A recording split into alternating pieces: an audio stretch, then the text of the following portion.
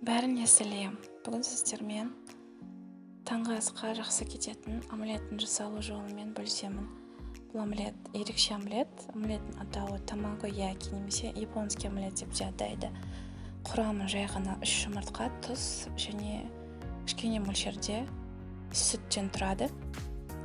Барлығын араластырып, венчикпен немесе шанышқымен қызып тұрған табаға бір бөлігін құйып пісіріп аламыз. Және осылай видеодағыдай бірнеше минут өткеннен кейін рулет қылып орай бастаймыз омлетті.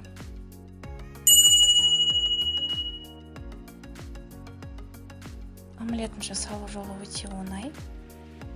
Дәл осы видеодағыны қайталасаңыздар болады. Тек табаны майлауды ұмытпаймыз. Омлетті осылай ысырып, үстіңгі бөлігіне екінші бөлігін құямыз омлеттің. Және де бірнеше минут күтеміз.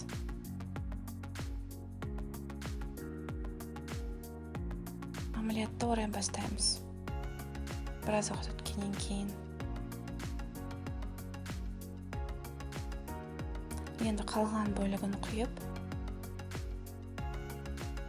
оны да рулет қылып ораймыз.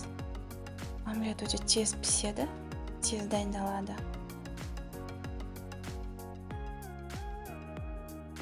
Және таңғы асқа ұсынсаңыздар өте ерекше болып көрінеді.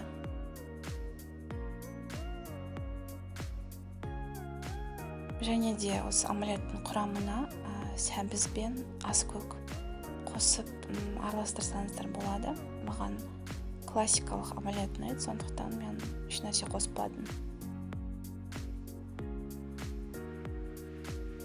Оралған рулетімізді бірнеше минут екі бетінен, екі жағынан да табада ұстаймыз бірнеше минуттан, екі жағын. Табадан алып, әдемілеп кесеміз. Және де таңғы асқа ұсына береміз.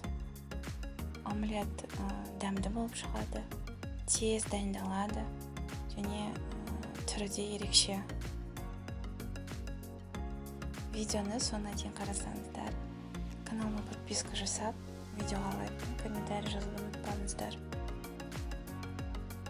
Ас болсын.